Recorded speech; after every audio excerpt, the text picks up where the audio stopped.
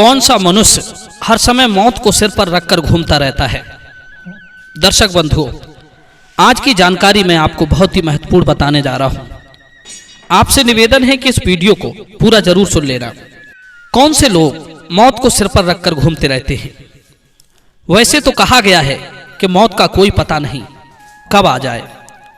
हम जहां भी जाते हैं मौत हमारे साथ साथ चलती है, पर कुछ अपने अंदर ऐसे अवगुण पाल कर रखते हैं जिनके कारण उनका कोई भरोसा नहीं होता कि वे कब मौत को गले लगा लें। आज की वीडियो में मैं इसी विषय पर बात करूंगा कि वे कौन लोग होते हैं जो हर समय मृत्यु को अपने सिर पर बैठाकर घूमते रहते हैं। तो सज्जनों, बने रहिए इस वीडियो में वीडियो की समाप्ति तक। एक बार महर्षि अगस्त्य से भगवान श्री राम ने एक प्रश्न किया, प्रभु ये दंडकारण्य प्रदेश निर्जन कैसे हो गया? क्या कारण था जो यहां पशु पक्षी भी नहीं ठहरते हैं? तब राम जी के प्रश्न का उत्तर देते हुए अगस्त्य मुनि बोले, हे राम, सतयुग में एक इक्ष्वाक नाम का राजा हुआ था।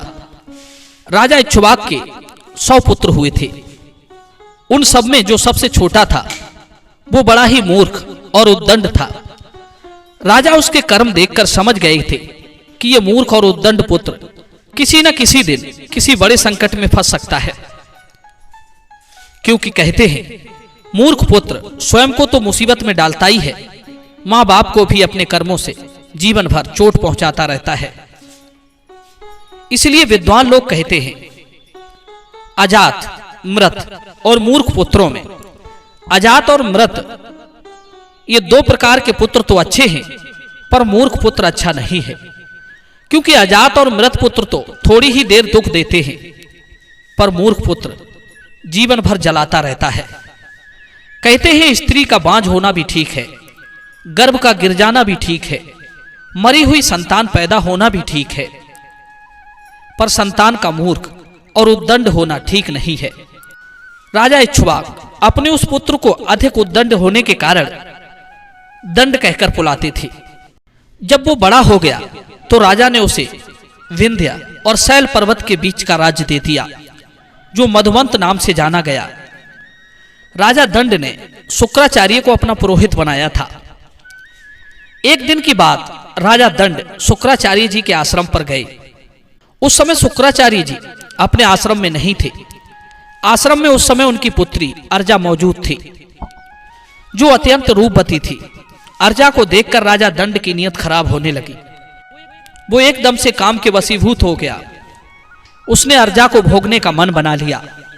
सोचने लगा कि शुक्राचार्य अभी आश्रम पर नहीं है, क्यों ना इस अवसर का लाभ उठाया जाए। यही सोचकर उसने अर्जा को पहले तो बहलाने फुसलाने का काम किया। जब अर्जा ने राजा दंड का अनुचित प्रस्ताव देखा तो वो उसका विरोध करने लगी। राजा दंड पर उसका कोई प्रभाव नहीं हुआ। उसने अर्जा को बलात् पकड़कर उसके साथ बलात्कार किया। बलात्कार करने के बाद दंड वहां से चला गया। अर्जा अपने आश्रम में पड़ी रोती से सकती रही। इधर जब शुक्राचार्य जी आश्रम पर आए तो उन्होंने अपनी पुत्री अर्जा को विकल अवस्था में देखा तो वे पूछने लगे, पुत्री क्या हुआ, क्या बात है?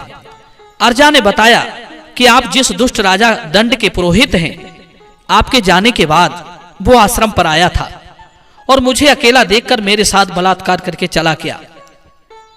मित्रों, अपनी पुत्री की दुर्दशा को निहार कर शुक्राचार्य के क्रोध की कोई सीमा ना रही। उन्होंने तुरंत उस बलात्कारी राजा को महाविनाशक शाप दे डाला कि हे दुष्ट दंड, हे व्यभिचारी राजा, तू इन 7 दिनों के भीतर अपने पुत्र पौत्र सेना आदि के सहित नष्ट हो जाएगा।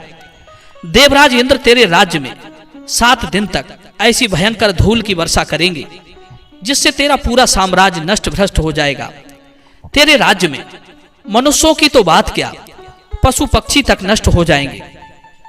कहते हैं शुक्राचार्य के श्राप के कारण राजा दंड के राज्य में भयंकर दहकती हुई बालू की बरसात हुई। राजा दंड अपने संपूर्ण राज्य के साथ नष्ट हो गया। पशु पक्षी पेड़ पौधे तक नष्ट हो गए। उसी दिन से राजा दंड का वो राज्य दंडकारण्य वन के नाम से प्रसिद्ध हुआ। मित्रों, उसी वन में रावण की बहन शूर्पणखा अपने बेटे के साथ रहती थी। इसीलिए कहते हैं मूर्ख, व्यभिचारी, कामी व्यक्ति अपने सिर पर मृत्यु को हमेशा बांधे घूमता रहता है। दूसरा होता है क्रोधी। क्रोधी और गाली बकने वाला।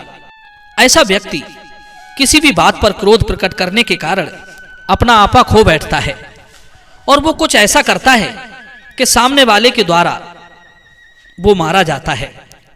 शिशुपाल की मृत्यु का कारण तो आप जानते ही होंगे, जिसने पांडवों के राजसूय यज्ञ में तमाम ऋषि मुनियों के सहित भगवान श्री कृष्ण को गालियां दी थी। श्री कृष्ण उसके कटु वचनों को कहां तक सहन करते, उन्होंने अपने सुदर्शन चक्र से शिशुपाल का खेल खत्म कर दिया। कहते हैं आपकी कड़वी वाणी औरों के मर्म स्थान को घायल करती है। सुंदर शब्दों में कही गई बात अनेक तरह से कल्याण करती है, किंतु यदि वही बुरे शब्दों में कही जाए तो अनर्थ पैदा करती है। कहते हैं बाणों से बींधा गया और फरसे से काटा गया घाव भर जाता है, किंतु कड़वे वचन बोलकर वाणी से किया गया घाव कभी नहीं भरता। मित्रों, तीसरा है दूसरों की निंदा करने वाला और हंसी उड़ाने वाला। कहते हैं निंदा करने वाला व्यक्ति जीवन भर अपने शत्रुओं की संख्या में वृद्धि करता रहता है और जिसके अनेक शत्रु हो जाते हैं उसकी मृत्यु कभी भी आ सकती है।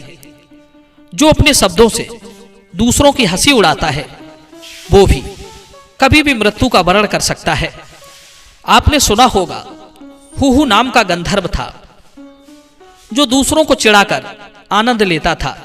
एक बार एक ऋषि जल में स्नान कर रहे थे तो वो पानी के अंदर से ही ऋषि का पैर पकड़कर खींच ले गया। ऋषि ने उसे गिरहा होने का श्राप दे दिया।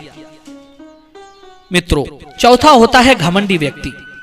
घमंडी व्यक्ति ना तो किसी का सम्मान करता है और ना अच्छी सलाह को मानता है। जो अपने धन, पद और बल के अभिमान में चूर रहता है, ऐसे व्यक्ति का मृत्यु कभी भी मस्तक चूम लेती है। दुर्योधन इसी बात का एक उदाहरण है। पांचवा होता है पर स्त्रियों में रमण करने वाला।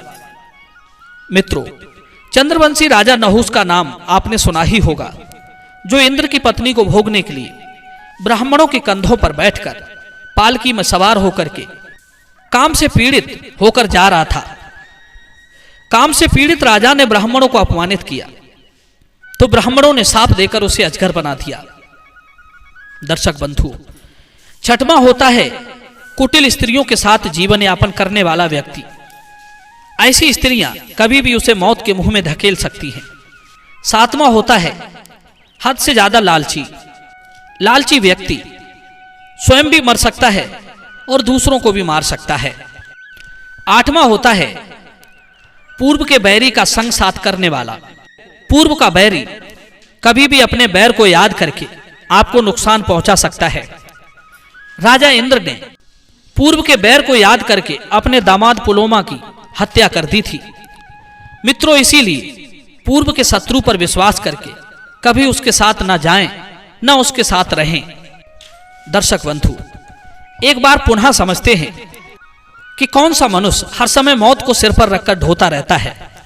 नंबर 1, दूसरों की हंसी उड़ाने वाला। नंबर 2, गाली बकने वाला, जिसकी वाणी मनुष्यों के मर्म स्थान को छेदने वाली होती है, जिसकी वाणी में कठोरता और रूखापन होता है।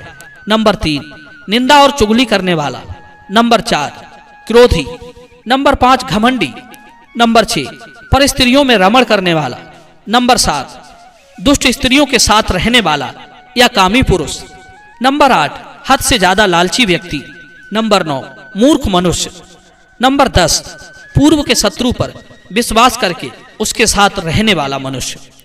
ये अपनी मौत को हर समय अपने सिर पर रखकर घूमते रहते हैं। दर्शक बंधुओं, उम्मीद करता हूं ये वीडियो आपको जरूर पसंद आया होगा। तो चलिए मिलते हैं अगली कहानी में एक और वीडियो में। आप सभी का बहुत बहुत धन्यवाद। जय श्री कृष्ण।